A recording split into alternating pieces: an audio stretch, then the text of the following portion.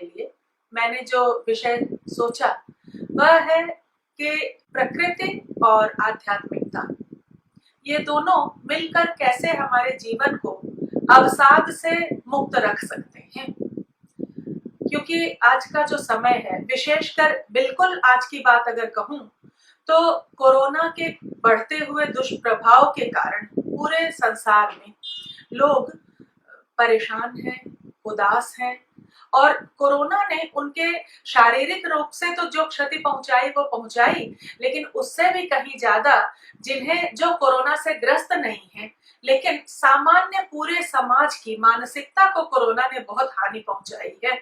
और इसीलिए आज का अधिकांश सामाजिक वर्ग मानो उदासी से भरा हुआ है, वो बेचैन है और कहीं ना कहीं अवसाद की ओर लगातार बढ़ रहा है।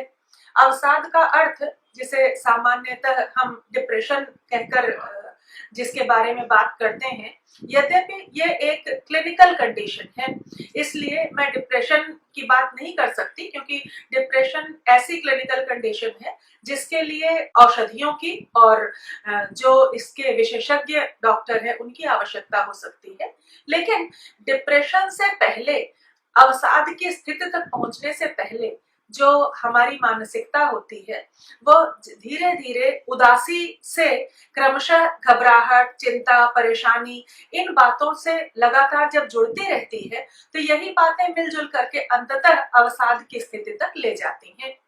मैंने इस बात का अनुभव किया, उदासी, ये परेशानी, ये बेचैनी, ये पूरे समाज में मानो एक घटना के रूप में व्याप्त हो जा रही है। कुछ तो कोरोना का दबाव है मन पर, हम सभी के मन पर कोरोना के इस बढ़ते हुए प्रचार का दबाव है, इतनी तेजी से फैल रहा है, कोई इसके बारे में बहुत सटीक रूप से कुछ जानकारी नहीं दे पा रहा है। ये जो मीडिया हमें जो सूचनाएं देता है वो सूचनाएं ज्यादातर नकारात्मक हैं, घबराहट पैदा करती हैं। तो ये तो सामाजिक सच्चाई है, इनसे बचने का हमारे पास कोई उपाय नहीं है। लेकिन इन घटनाओं का हमारे मन पर जो असर पड़ता है उससे बचने का उपाय हमारे अपने हाथ में है। आज मैं उसी के बारे में आपसे कुछ बातें करना चाहती हूँ, क्योंकि ये सच है कि जो विषय कोई संक्रामक रोग है तो वो अपने तरीके से बढ़ रहा है और उसका इलाज भी किया जाएगा, लेकिन वो हमारी मानसिकता को अगर प्रभावित कर दे रहा है और हमें मानसिक रूप से तकलीफ पहुंचा रहा है तो इसका अर्थ है कि वो हमारे जीवन के गुणवत्ता को, क्वालिटी ऑफ लाइफ को कहीं ना कहीं हानि पहुंचा रहा है और इससे हमें बचना होगा। इस अवसाद से बचाने में बहुत बड़ी भूमिका इन दो जीवन की इन दो दिशाओं की होती है। पहली दिशा मैं प्रकृति के संपर्क को मान सकती हूँ, प्राकृतिक उपादानों के बीच आने जाने को मान सकती हूँ। एक शायर ने बहुत खूब कहा कि ये खास करके अब ऐसा लगता है कि शायद 21वीं शताब्दी में जीने वाले हमारे आपके जैसे लोगों के लिए ही ये बात कही गई। अभी कुछ महीनों पहले हम कितने उल्लास से भरे हुए थे कि मंगल ग्रह के लिए हमने यान भेज दिया है। तो आज के समाज के लिए ही ये बात कही गई। शायर ने कहा, इंसान ने मेहरो माह की राहें तो देख ली, इंसान ने मेहरो माह की राहें तो देख ली, खुद उसकी अंजुमन में चिरागा ना हो सका। तो हमने बहुत बहुत विकास कर लिया, वैज्ञानिक विकास बहुत कर लिया, भौतिक विकास भी कर लिया, सुख सुविधा के बहुत साधन जुटा लिए, लेकिन अपने मन के भीतर आनंद की रोशनी हम पैदा करने में सफल नहीं हो पाए। कई बार तो ऐसा लगता है कि आनंद की इस रोशनी को अपने मन के भीतर पैदा करने के लिए भौतिक साधनों की, वैज्ञानिक उपकरणों की उतनी ज्यादा जरूरत नहीं है जितनी ज्यादा जरूरत होती है अपने मन को सही दिशा में मोड़ लेने की। इस कार्य में प्रकृति हमारी सहायता करती है। आप देखें कि हमारे ऋषियों ने इस बात का उल्लेख किया कि क्षित जल पावक गगन समीरा, पंच तत्व यह रचित शरीरा। इन्हीं 5 तत्वों से क्षित जल पावक गगन समीर, पृथ्वी, अग्नि, वायु, आकाश, इन पांच तत्वों को मिला करके हमारा शरीर बना है। और चूंकि इन्हीं पांच तत्वों से प्रकृति की भी रचना हुई है, तो कहीं ना कहीं हमारे शरीर, हमारे मन और प्रकृति के बीच एक गहरा आकर्षण का संबंध है। आप देखें, अधिकांश लोगों को प्रकृति से बड़ा लगाव होता है। क्यों लगाव होता है?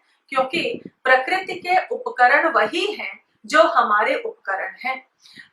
कोई व्यक्ति पर्वत के सानिध्य में जाकर खुश होता है, तो किसी को नदियां और सागर अपनी ओर बुलाते रहते हैं।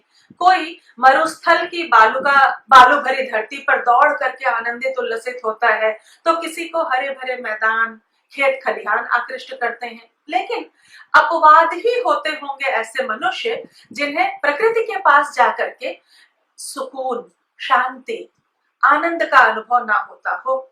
जब हम बेचैनी से घिर रहे हों, क्योंकि नगरीय सभ्यता के विकास के क्रम में शहर की ओर बढ़ते बढ़ते हम लोग छोटे छोटे मकानों में, छोटे छोटे कमरों में प्रकृति से दूर होते चले गए। अपने आसपास हमने मोटी मोटी दीवारें बढ़ा ली और कहीं ना कहीं अपने मन को उसके भीतर बंदी करते चले गए। तो मन जब बंदी होता चला गया, मन जब संकीर्ण होता चला गया, छोटा होता चला गया, तो स्वाभाविक है कि उस धीरे धीरे उसका उल्लास भी कम हो गया, उसका आनंद कम हो गया, उसकी उमंगे कम हो गई। तो प्रकृति के पास जाना इसलिए बहुत जरूरी लगता है। इस कोरोना काल में भी मैंने इस बात का अनुभव किया कि लॉकडाउन के दिनों में जब हमें निर्देश इस प्रकार का मिला कि घरों में रहें, तो ऐसे समय में भी जिन लोगों ने लगातार प्रकृति के साथ अपना संपर्क बनाए रखा, प्रकृति के साथ संपर्क के लिए सभी मनोवैज्ञानिक हैं, वो भी जो यूं सामान्य तौर पर डॉक्टर हैं, वो भी सभी ये कहते हैं कि प्रकृति के पास जाना, प्रकृति से जुड़ना मनुष्य के लिए हमेशा बहुत मददगार होता है। वो मदद इस दृष्टि से भी मददगार होता है कि वहां आसपास आते जाते हुए आपके भीतर वो हार्मोनल परिवर्तन आते हैं जो आपको खुश करते हैं, जो आपको उल्लसित कर देते हैं। सिर्फ आजकल लॉकडाउन का समय अगर है तो हम नहीं जा सकते, जंगल वॉक पे नहीं जा सकते, कई बार हम मैदानों में भी टहलने नहीं जा सकते हैं। ऐसे समय में सिर्फ बाहर ही नहीं, आप कभी ये करके देखें कि रात के समय खुले आकाश के नीचे, जहां कहीं संभव हो, आपके पास छज्जा हो, खिड़की हो, छत हो, जहां संभव हो, आप देखें तारों के साथ जब आपका सीधा संपर्क होता है, उस समय आपके हृदय को एक दूसरे तरह की परिपूर्णता का अनुभव होता है। आप देखें, कभी सूरज को उगते हुए देखें, कभी जो सावन की ऋतु चल रही है, जब वर्षा हो रही हो, पूरे आनंद में हो, तो आप अनुभव करें कि प्रकृति कितने आनंद से बरस रही है। आप देखेंगे वो प्रकृति का वो आनंद आपके अपने हृदय में भी रूपांतरित हो जाता है, आपका हृदय भी आनंदित होता है। प्रकृति के साथ एक और कारण मुझे लगता है बहुत बार कि प्रकृति की एक विशेषता है कि वो निरंतर गतिशील रहती है, वो कभी स्थिर नहीं होती।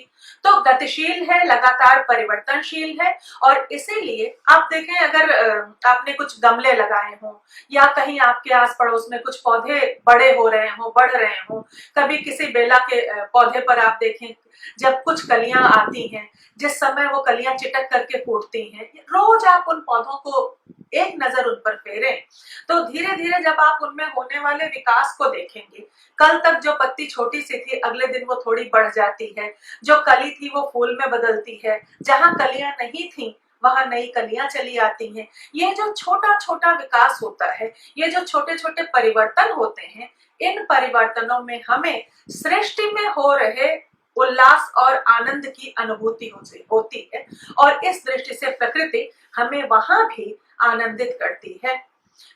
एक और कारण है जिसके कारण प्रकृति के पास जाना बनता है, और वो हमारे मन की उदासी और अवसाद को दूर हटाती है, कि प्रकृति हमसे कुछ चाहती नहीं है। सामान्य तौर पर व्यक्ति के रूप में, समाज के रूप में हमारी एक भूमिका है प्रकृति से जुड़ने के साथ, लेकिन प्रकृति के साथ जब हम जुड़ते हैं, क्योंकि प्रकृति में भी विशेषकर पेड़ पौधों में, विशेषकर जो पौधे उगते हैं, जो फसलें आती हैं, इनमें भी सृष्टि का प्राण तत्व बहुत तेजी से संचरित होता रहता है और वह प्राण तत्व हमारे हृदय के प्राण तत्व को छूता है, एक नया जीवन देता है। इसलिए अवसाद से अगर बचना हो तो कहीं ना कहीं प्रकृति से लगातार जुड़ने का प्रयत्न करना चाहिए। इस प्रकार का उदाहरण किया है अनेक लोगों ने। वैज्ञानिक जगदीश चंद्र बसु ने तो नाना उदाहरणों से प्रमाणित ही किया कि उद्भिद में भी, पेड़ पौधों में भी प्राण होते हैं। परंतु आप ये देखें, अगर एक साथ रखे हुए 5-7 पौधों में से आप किसी एक पौधे को निकालकर दूर हटा दें, अलग रख दें, तो धीरे धीरे उसका विकास कम हो जाता है, वो थोड़ा सा मुरझाने लगता है। क्योंकि ये इस बात का प्रमाण है कि पेड़ पौधे भी हमारी भावनाओं से संवेदित होते हैं। वो हमारे हृदय का स्पंदन उनके हृदय को छूता है, तो उनके हृदय का जो उल्लास है, उनके हृदय की जो गतिशीलता है, उनका जो विकास है, वह भी तो हमारे हृदय को छुएगा, वह हमें भी उत्साहित करेगा, हमें उल्लसित करेगा। तो इस कोरोना के समय में जब हम और कुछ नहीं कर सकते, तो भी हम जितना संभव हो प्रकृति के पास जाएं, वहां जाकर पहुंचे। और प्रकृति की एक और बड़ी विशेषता है कि प्रकृति बड़ी सृष्टि का बहुत विस्तृत रूप है। प्रकृति के नाना रूपों में आकाश देख लें, आकाश का विस्तार कितना बड़ा है। क्षितिज आप देखें, जितनी दूर तक आपकी दृष्टि जा सकती है, क्षितिज वहां तक दिखाई पड़ता है। कभी आप सागर के किनारे खड़े होकर अगर देखें, तो सागर के तट पर खड़े होकर के सबसे प्रबल रूप से जो अनुभूति आती है वो ये होती है कि इतने बड़े सागर के सम्मुख मनुष्य के रूप में हमारा अस्तित्व बहुत छोटा सा है और इस सृष्टि में ऐसे अनेकों सागर हैं। तो हम जब अपने जीवन की किसी एक समस्या को बहुत बड़ी समस्या मानकर अवसाद में डूब रहे होते हैं, ऐसे समय में प्रकृति के पास जाने पर हमें इस बात का बोध होता है कि विराट सृष्टि, विराट प्रकृति के बीच हमारा अस्तित्व तो बहुत छोटा सा है और उस छोटे अस्तित्व की एक समस्या, वो तो यूं ही बहुत छोटी सी समस्या है। तो जो समस्या हमें बहुत बड़ी दिखाई पड़ रही होती है, वो हमारी नजर के सामने एक छोटी समस्या बनकर रह जाती है और सचमुच हम उससे उबर जाते हैं, उससे बाहर निकल आते हैं। तो प्रकृति तो नाना रूपों में हमारे मन को उल्लसित करती है, आनंदित करती है। दूसरी एक और दिशा की चर्चा मैं आपसे करना चाहती हूँ। मैंने इस बात का अनुभव किया कि जैसे प्रकृति, वैसे ही आध्यात्मिक भावबोध, आध्यात्मिकता भी ऐसा ही एक हमारी परंपरा से उपलब्ध एक ऐसा मूल्य है, एक ऐसा चिंतन है जो हमें उदासी और अवसाद से निकाल कर बाहर ले आता है। वो हमारे जीवन को ज्यादा भरा पूरा बना देता है। आध्यात्मिकता को अगर बहुत सरल तरीके से सोचें, आध्यात्मिकता का अर्थ मैं किसी भी प्रकार की पूजा पद्धति या उपासना या किसी संप्रदाय से जोड़कर नहीं देख रही हूँ, बल्कि मनुष्य की दृष्टि से आध्यात्मिकता क्या है। तो कोई भी व्यक्ति अधि आत्मिक, जो आत्मिक है, वह उसी का ही जो गहरा रूप है, जो उसका अधिकरण है, वही आध्यात्मिक है। हर व्यक्ति चाहे वह ईश्वर पर विश्वास करता हो, किसी दूसरे प्रकार की सत्ता पर विश्वास करता हो या ना करता हो, नास्तिक हो, आस्तिक हो, परंतु अपनी आत्मा पर तो सब लोग विश्वास करते हैं। और यदि व्यक्ति अपनी आत्मा पर विश्वास करता है, अपनी आत्मिक शक्ति पर विश्वास करता है, तो वह आध्यात्मिक हो सकता है प्रयत्न करने पर। आध्यात्मिकता का एक बड़ा लक्षण जो है, सबसे सरल ढंग से जिसे पहचाना जा सकता है, वह लक्षण है अपनी आत्मा को दूसरे की आत्मा के समतुल्य मानना। हमारे ऋषियों ने यहाँ भी हमें मार्गदर्शन दिया है कि आत्मवत् सर्वभूतेषु, अपनी आत्मा जैसा ही सबकी आत्मा को समझना। विश्व के बहुत प्रसिद्ध कवि हैं हिंदी भाषा में जिन्होंने रचनाएं की हैं, जयशंकर प्रसाद, उन्होंने अपने एक प्रसिद्ध ग्रंथ में ये कहा है कि औरों को हंसते देखो मनु, हंसो और सुख पाओ। औरों को हंसते देखो मनु, हंसो और सुख पाओ। अपने मन को विस्तृत कर लो, सबको सुखी बनाओ। अपने सुख को विस्तृत कर लो, सबको सुखी बनाओ। वास्तव में हम इसलिए दुखी होते हैं मनुष्य इसलिए उदास होता है कि वह दूसरों के सुख में आनंदित होना छोड़ देता है धीरे धीरे।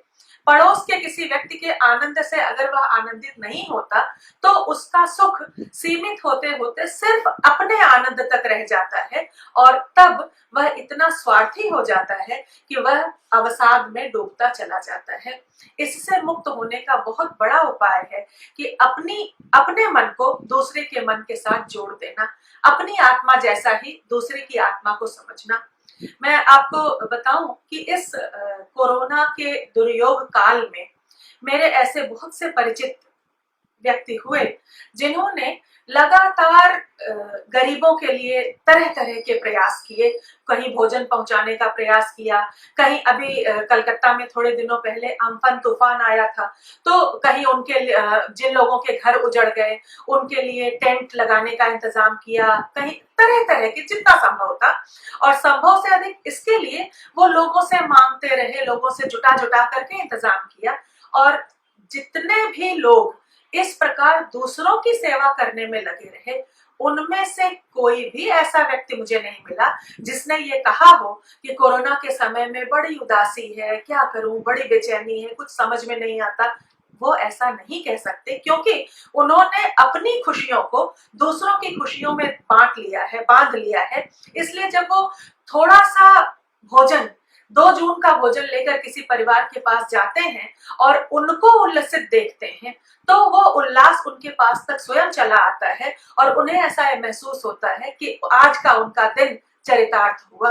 वास्तव में मनुष्य उदास तब होता है जब उसको इस बात का अनुभव होता है कि हमारा समय व्यर्थ जा रहा है, हमारा जीवन व्यर्थ जा रहा है, हम क्या कर सकते हैं। आज कोरोना के समय में बहुत सारे लोग इसलिए अवसाद से ग्रस्त हो रहे हैं कि उन्हें ये समझ में नहीं आ रहा है कि हमारा भविष्य कैसा होने वाला है। लेकिन जब हम आध्यात्मिक दृष्टिकोण से सोचते हैं तो हम ये इस बात का अनुभव कर सकते हैं कि इतिहास की और काल की अपनी एक गति है। उस गति के अनुसार चलते काल में हम क्या कर सकते हैं इसे सोचें और उस क्या करने के लिए सबसे बड़ा साधन है दूसरों की सहायता करने का। जो भी लोग दूसरों की मदद करने के लिए आगे बढ़ रहे हैं वो, और उनको कुछ भी हो जाए, शारीरिक रूप से हो सकता है कभी थोड़ी सी सर्दी हो जाए, कभी कोई थकान हो जाए, लेकिन उनका मानसिक स्वास्थ्य इतना अच्छा हो जाता है कि अवसाद से दूर दूर तक उनका कोई संबंध नहीं हो पाता। बार बार इस बात की चर्चा की जाती है कि देने का आनंद, त्याग का आनंद, किसी अच्छी वस्तु को पाने का एक आनंद तो है, लेकिन मनुष्य के रूप में, मनुष्य संसार का सबसे विकसित प्राणी है, मनुष्य के रूप में अगर हम देखें कि देने का आनंद कैसा आनंद है तो वह पाने के आनंद से कहीं ज्यादा बड़ा आनंद है। जब हम किसी और के लिए छोटा सा त्याग करते हैं तो हम बाहर से क्या प्रसन्न होते हैं क्या नहीं, उससे ज्यादा महत्वपूर्ण ये होता है कि भीतर से हमारी अंतरात्मा बहुत प्रसन्न हो। ये जो आध्यात्मिक रुझान है, इसके अतिरिक्त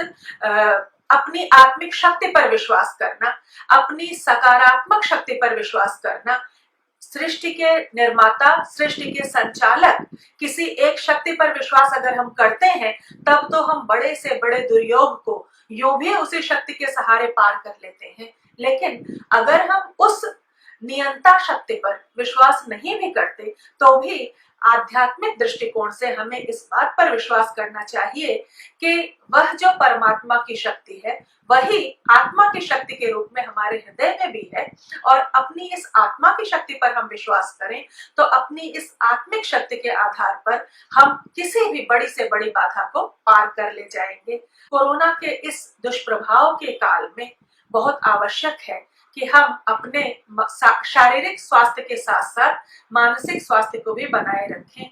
ऐसा ना हो कि हम शारीरिक रूप से तो स्वस्थ रहें लेकिन उदासी के भाव, अकर्मण्यता का भाव और बेचैनी का भाव हमारे ऊपर हावी हो जाए। बल्कि इससे अधिक आवश्यक है कि परिस्थितियां जितनी भी विपरीत हों, ऐसे समय में भी, विपरीत परिस्थितियों में भी हम ईश्वर की बनाई हुई इस सृष्टि से आनंद और उल्लास लेते हुए, कभी प्रकृति की सहायता से, कभी अपने भीतर की आत्मिक शक्ति की सहायता से अपने ऊपर किसी अवसाद को हावी ना होने दें, बल्कि उल्लास और उमंग के साथ जीवन जिए। क्योंकि अंतिम बात यह है कि उल्लास और खुशियां, हंसी हंसी जो होती है वो संक्रामक होती है, इन्फेक्शस है। तो कोरोना इन्फेक्शस डिजीज हो सकता है, लेकिन हमारी हंसी का, हमारे उल्लास का जो इन्फेक्शन है वो भी हमारे पूरे समाज को इतनी दूर तक प्रभावित करे कि समाज शारीरिक रूप से स्वस्थ हो उसके पहले मानसिक रूप से स्वस्थ रहे। और जब हम मानसिक रूप से स्वस्थ होते हैं, हम अवसाद से रहित जीवन जीते हैं, तभी हम शारीरिक रूप से किसी भी व्याधि का, रोग का मुकाबला कर सकते हैं। इसलिए सबसे ज्यादा जरूरी ये है कि हम अपने हृदय को व्यापक करें, दूसरों के साथ अपने मन को जोड़ें, प्रकृति के साथ जुड़ें, सृष्टि के नाना रूपों के साथ जुड़ें और अपने हृदय को रोज कोशिश करके कुछ ना कुछ उल्लास से भरी हुई बातें कहें, करें और दूसरों तक फैलाएं।